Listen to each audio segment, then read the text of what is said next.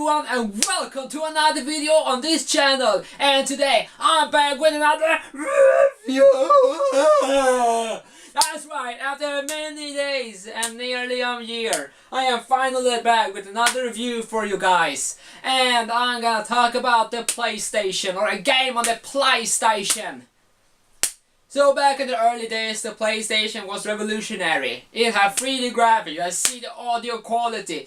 It had full motion video, and it had a name attached to it. That's right, the PlayStation was revolutionary. And I'm gonna talk about a game from the PlayStation era. That's right, I'm gonna talk about a game which was one of the first ever released, and that is Ridge Racer! The ultimate arcade port of a game that was released in the arcade. That's right, it was released in Japan in 1994 or 93, well, in those years. And then it was ported to the PlayStation as part of the American and European launch lineup of PlayStation games back in September of 1995.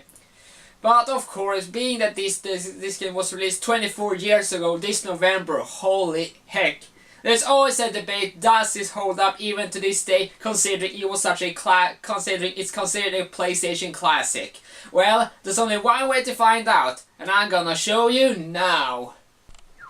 So before even the actual racing starts, you actually get to play a bonus game before it even starts. That's crazy, huh? You get to play Galaxia, another Namco title that was created before Ridge Racer. And if you manage to beat this without being destroyed, or before the asteroids leaving, or whatever it is, you can get a special prize. However, I didn't beat it, so I cannot talk about it. But let's talk about what the really guys came for. They reviewed the game itself, and yes, within 2 seconds I was ready to race. 2 seconds, that's quicker than what it takes to hit the bathroom, even if you're the fastest person alive.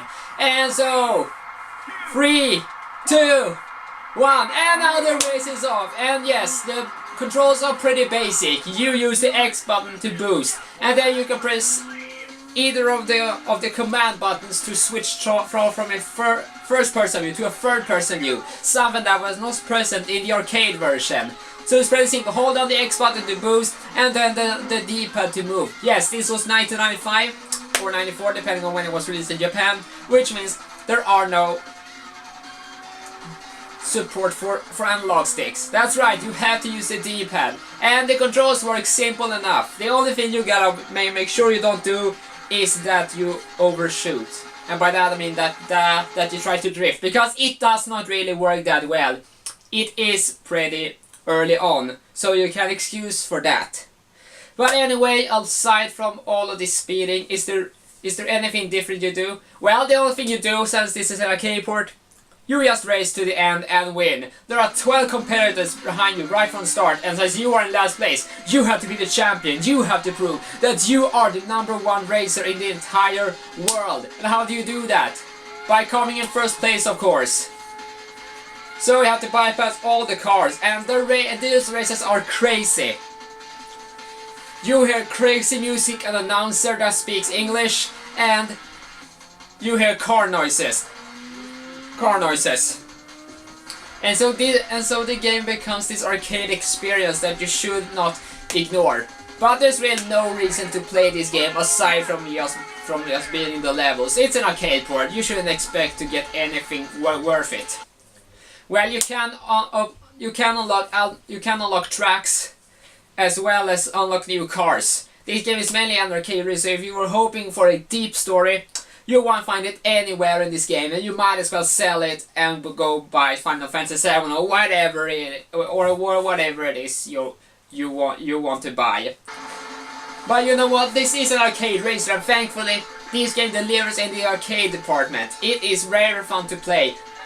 Hell, it's very fun to play, and if you need to spare a few minutes to do before doing something big, then I would highly recommend Ridge Racer. It's an arcade classic, it should definitely be played, just don't expect any major things. Alright, that was it. See ya! No, actually not. Let's move on to the next game.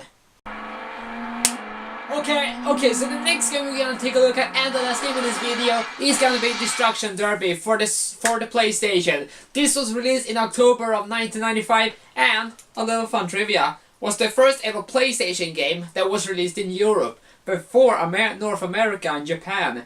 You see, most PlayStation games, if not all of them, was released first in North America, Japan, and then Europe. So this was the first game that was ever released in Europe for the PlayStation first, and then the other regions later. Okay, so the game is a car destruction game. After you choose your car and the track, you are now ready to go. Much like in the previous game, Ridge Racer, you're playing this game by holding on the X button and the D-pad. However, what was different about Ridge Racer is that instead of racing, you are crashing. You're crashing into your opponents as much as you can, so to make sure they crash. You can play different variations, but Wrecking Racing is the mode you usually go for if you want to play this Destruction Derby.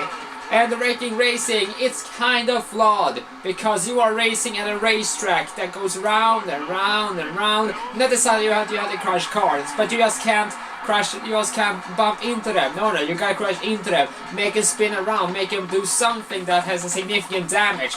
And only then, if you do so, you can inflict damage to the cars, and therefore get the points which you need to get first in every race. And it's kind of flawed, because you have to at the same time keep a first place, but at the same time keeping your car intact. And considering how slim these tracks are, it's pretty tough to keep your keep your car from destroying itself. But hey, you can always. But hey, like I said, it's an arcade style racer, and thankfully there's no reason to play this game if you're going for the story, much like with Ridge Racer. So if you want to play a game from a genre that's highly underrated or not even looked at all, I would actually recommend Destruction Derby, because it's a fun enough game and it can be pretty enjoyable for the right people.